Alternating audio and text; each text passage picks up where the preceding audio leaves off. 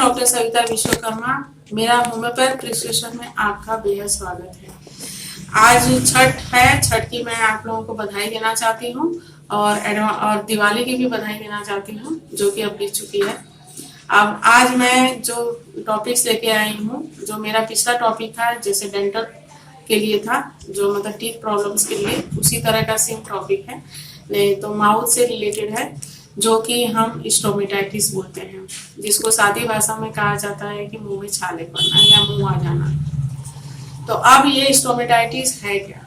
Stomatitis का मतलब ये है कि inflammation of the mucous membrane, जो हमारे अंदर जो माउथ के अंदर जो हमारी एक परत होती है जिसको म्यूकस मेम्ब्रेन कहा जाता है, उस म्यूकस मेम्ब्रेन में सूजन आ जाने की वजह से उसमें इंफ्लामेशन हो जाता है और फिर उसके बाद उसमें छाले पड़ने लगते हैं।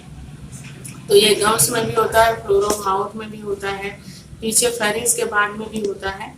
तो इस तरह की मतलब जो है, इसको मतलब स्टोमेटाइटिस कहा जाता है।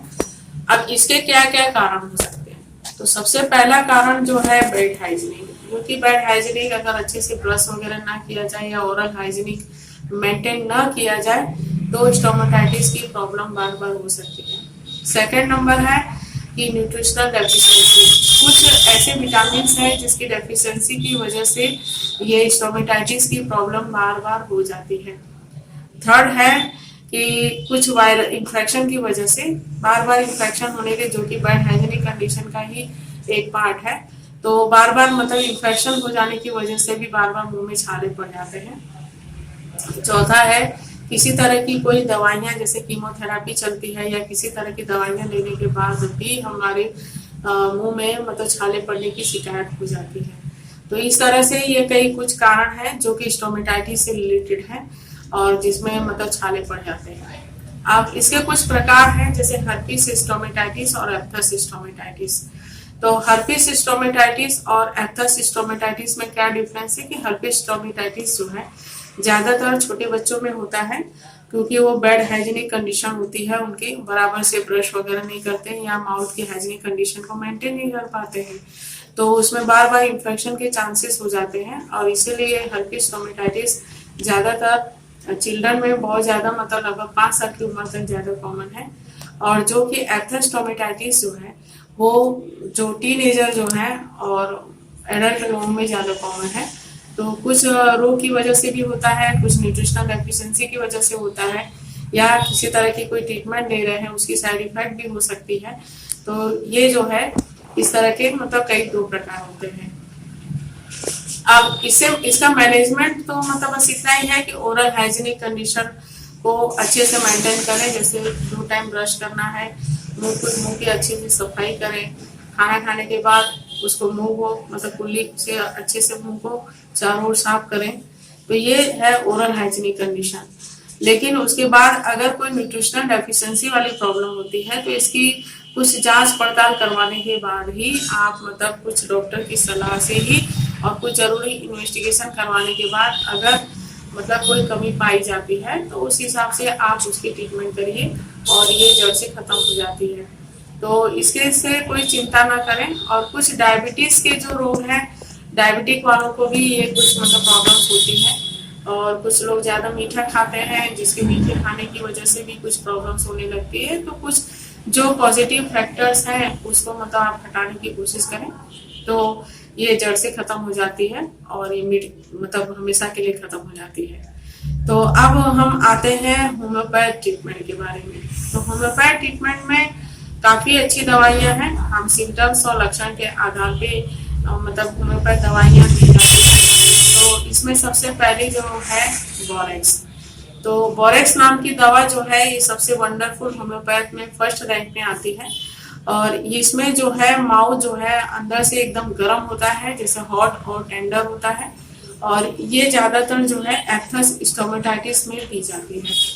तो ये सबसे वंडरफुल ड्रग है, वेरी सेंसिटिव मतलब टंग होता है और बहुत ज्यादा टेंडर होता है और बहुत ज्यादा हॉट होता है। दूसरी जो दवा आती है मार्क्सॉल। मार्क्सॉल जैसे हमने तब भी कहा था जो डेंटल टीथ वाली प्रॉब्लम में भी कि मार्क्सॉल एक वंडरफुल ड्रग है for ulceration in the mouth. अब इसमें क्या होता है कि इसमें एक्सेसिव सलाइवेशन बहुत ज्यादा होता है, पेशेंट को मतलब बहुत बार लार बनती है और गम्स की प्रॉब्लम बहुत ज़्यादा होती है, उसमें से थोड़ा सा बदबू भी आती है और या तो पास्ट हिस्ट्री में उसकी पायरिया की शिकायत होती है। तो इस टाइप से जो प्रॉब्लम्स होती है उसके लिए मर्क सॉल्व नाम की दवा दी जाती है। पिपार्सल नाम की जो दवा है वो जो है अगर इन्फेक्शन बहुत ज़्यादा हो गया हो और उसमें अंदर थोड़ा पक गया हो और बहुत ज़्यादा पेन करता हो तो हम पिपार्सल नाम की दवा देते हैं। चौथी नंबर है काली क्लोरोकिन। ये प्योरली एंटीसिफिलिटिक ड्रग है और इसमें जो दवा दी जाती है ये ज्यादातर मतलब टच करने पर इसमें से ब्लीडिंग वगैरह होती है तो हम काली क्लोरोकिन नाम की दवा देते हैं। और उसके आगे जो है एसिड नाइट्रिक। एसिड नाइट्रिक की दवा, इसमें एक पेन जो होता है, इसमें मक्सोल की तरह ही सारे सिम्टम्स हैं लेकिन इसमें पेन जो होता है वो स्प्लिंटर टाइप ऑफ पेन, बहुत ज्यादा चुभन टाइप पेन होता है और उसमें इतना ज्यादा पेन होता है और उसमें सलाई जो माउथ में से ब्रीथ जो है वो इतनी बांस नहीं मारती है। तो हम एसिड नाइट्रिक, तो इसको मतलब मक्सोल और एसिड नाइट्रिक को इस तरह से अलग कर सकते हैं। तो ये कुछ जरूरी जो दवाइयां हैं वो होम्योपैथ में मतलब बहुत ही वंडरफुल काम करती है। तो ये जो मैं जो भी टिप्स दे रही हूँ ये खाली सिर्फ जानकारी के लिए ही है। इसको अगर ट्रीटमेंट पर्पस से लेना है तो आप अपने नजदीकी कोई अच्छे होम्योपैथ डॉक्टर से आप सलाह लेके ही दवा करें और सबसे पहले जानने की कोशिश करें कि हमारे में मतलब क्या कमी है और किस वजह से हमको स्टोमेटाइटिस की प्रॉब्लम हो रही है। अगर जिसको बार बार मतलब स्टोमेटाइटिस की प्रॉब्लम होती है तो कुछ पेट की भी प्रॉब्लम होने लगती है जिसको मतलब गैस्ट्रिक डिसऑर्डर्स भी बोले जाते हैं। तो कुछ खान पान में भी हमें मैनेजमेंट करना पड़ता है कि मतलब हमें बहुत ज्यादा मसाले वाली चीजें नहीं खानी है, बहुत तली हुई चीजें या बाहर की चीजें नहीं खानी है और ज्यादातर मतलब हमको जो भी खान पान लेना है उसमें न्यूट्रिशन वैल्यू, जो न्यूट्रिटिव वैल्यू है ये बहुत ज्यादा रहे और हमारी बॉडी के रिक्वायर में रहे तो ये जो चीजें हैं आम तरह से ये ठीक हो जाती हैं बिना ट्रीटमेंट के ही। अगर हम न्यूट्रिशनल जो मतलब मैनेजमेंट अगर करते हैं और अच्छा खान पान पे ध्यान रखते हैं तो हमारी ये डिसऑर्डर्स भी खत्म हो जाती हैं।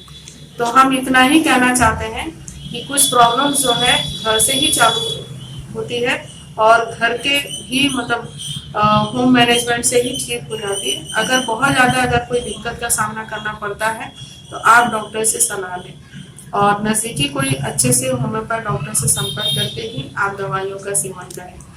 तो आज के लिए बस इतना ही हम कहना चाहते हैं कि अधिक जानकारी के लिए शुरू से आखिर तक मेरा पूरा वीडियो देखें और अधिक और मैं इसको आगे बढ़ाने के लिए आपका सहयोग बहुत चाहती हूँ और इसको आप सब्सक्राइब करें, लाइक करें और शेयर करें। और एक बार फिर मैं छठ की बधाई देना चाहती हूँ उन महिलाओं को जो आज छठ की पूजा कर रही हैं। धन्यवाद।